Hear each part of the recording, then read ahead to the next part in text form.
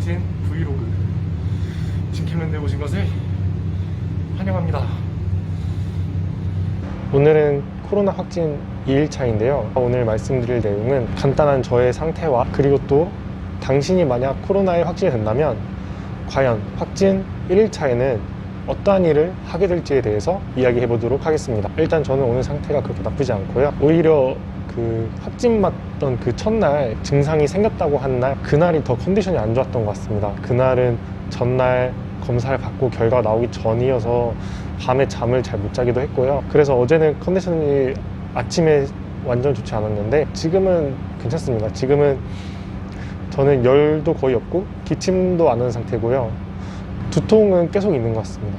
두통이 저를 좀 힘들게 하네요. 어떤 분이 치료에 대해서 여쭤보셨는데요. 치료에 대해서 나중에 더 다룰 생각이지만 지금 간단히 말씀드리자면 저는 딱히 치료를 받고 있지 않습니다.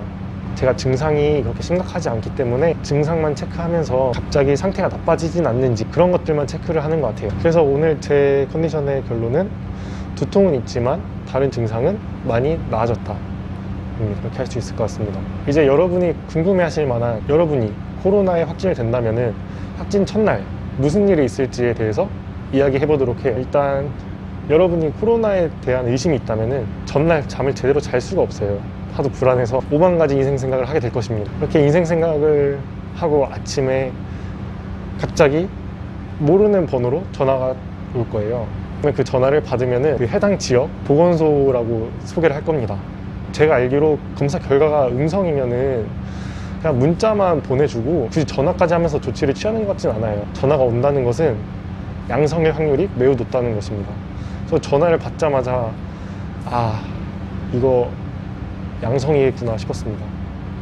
전화를 받고 양성 확진이 되었다는 안내를 받고 나서 어디 밖에 나가지 말라는 안내 후에 또 다시 전화를 걸겠다고 하고 끊습니다. 그 다음에 전화가 오면 이제 바로 역학조사가 시작되는 거예요. 그래서 확진 전화를 받고 나면은 생각보다 정신이 없고 할 일이 많은데 저는 그때부터 뭐 증상이 언제 있었는지 증상이 있기 전에는 어떠한 일들을 했는지 그러한 것에 대해서 수많은 질문을 받습니다. 증상이 발생된 시점이 굉장히 중요한 것 같아요. 그때를 시점으로 감염성이 크게 늘어난다고 하니까 그래서 증상이 언제 구체적으로 시작됐는지에 대한 질문이 좀 많았습니다. 그렇게 역학조사를 하고 말이 사실인지 확인하기 위해서 카드도 조회하고 핸드폰 기록도 조회하는 걸로 알고 있어요. 그래서 그때 역학조사 때 사실대로 말하는 게 굉장히 중요합니다. 역학조사를 마치고 나면은 이제 몇 시에 병원에서 데리러 올 거다 짐을 싸라는 말을 해요. 그러면은 짐을 최소한으로만 싸고 이제 치료를 받을 준비를 하게 됩니다. 저는 전화를 끊고 제 한국 학교에 바로 연락을 드렸고 또한 부모님한테 말씀드렸는데요. 그때는 너무 상황이 바쁘게 흘러가다 보니까 현실을 부정하거나 누굴 원망하거나 그럴 생각할 겨를도 없습니다. 그렇게 오전에 확진 통보를 받고 그 다음에 짐을 싸다 보면은 이제 지역별로 신규 확진자에 대한 문자 메시지가 오잖아요. 그러면은 이제 저에 대한 개략적인 정보가 나와 있는데 예를 들어서 20대 남성 어디 거주 이런 식으로 특이사항들이 나와 있는데 그걸 보고 이제 제 주변 사람들은 이제 저한테 연락을 하게 됩니다. 너냐? 아니지? 너야? 하면서 그럼 저는 이제 카톡 답장을 하고 있습니다. 응, 나 맞아 하면서 나 괜찮아 이렇게 친구들을 안심시켜주고 그런 일을 첫날 하게 될 것입니다. 이렇게 이제 밥도 먹는 둥 맞는 둥 하면서 병원 차량이 오면은 바로 수송해서 병원으로 가게 되는데요. 그 차량은 병원 응급 차량 같이 생겼어요. 딱 사설 병원 응급 차량처럼 생겼어요. 뒤가 완전히 밀폐되어 있고 방진복을 입으신 관계자분께서 저의 이름을 확인한 후 뒤에 밀폐된 공간에 저를 태웁니다. 그럼 그 공간에 저 혼자 타고 있고 그 앞에 운전석과 조수석은 운전자와 관계자 이렇게 타고 가면서 창밖을 보면서 참 많은 생각이 듭니다. 여러분의 인생에 대해서 한번 되뇌이는 시간일 것 같아요.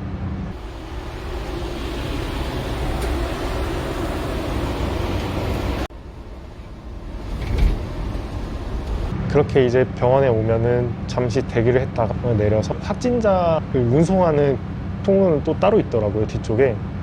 그렇게 제 병실로 안내받게 됩니다. 그 가는 길이 엄청 철저해요.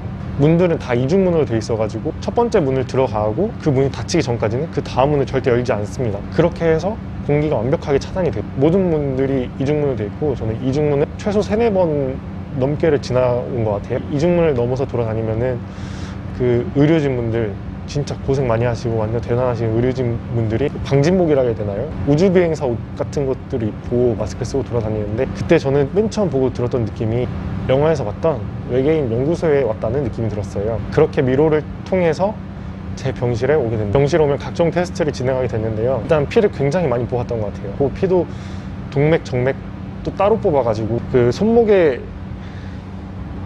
여기에 뭐 바늘 뽑아서 뽑는 게 있거든요. 이게 진짜 아팠어요.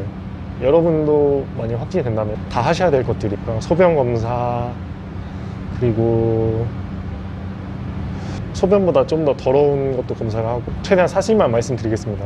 그리고 여러 검진표 작성을 하고 엑스레이 찍고 CT 촬영하고, 첫날은 검사를 하면서 하루를 보내는 것 같아요. 거기서 만약에 여러분이 증상이 심하면은 그 증상에 대한 치료를 받게 될 것이고, 증상이 거의 없다면은 약물을 투여하는 대신 지켜보면서 좀 시간을 두고 결정을 할 것 같아요. 검사가 끝나게 되면 이 생활에 대한 안내를 받게 되고요. 저는 유튜브에서 대한민국 의료 시스템 했을 때 그때도 대한민국의 의료 시스템이 좋지라고 느꼈었는데, 여기 오면서 확실히 느꼈어요. 완전 체계적이고 완전 시스템적인 게 잘 갖춰져 있더라고요. 이렇게 검사를 마치고 좀 여유가 생기면은 이제 핸드폰도 열어보고 여러분과 관련된 뉴스 기사도 한번 확인을 해보고 이렇게 눈길이 갈 거예요. 그러면서 하루가 자연스럽게 끝나게 됩니다. 여기까지가 여러분들이 만약 코로나에 확진된다면 여러분들이 겪어야 될 첫날의 일들인데요. 어떠셨나요? 생각보다 여러분들 많이 관심을 가져주셔서 좀 여러분들과 소통하면서 궁금한 내용들 댓글에 적어주시면 그것도 참고해서 콘텐츠들을 만들도록 하겠습니다. 사실 제가 말씀드릴 내용은 아직 많은 것 같아요. 하지만 영상이 길어지면 또 재미가 없을 수 있으니까 오늘은 여기까지 하겠습니다. 영상을 재밌게 보셨나요? 그렇다면 다음 이 시간에 또 봐요. 안녕.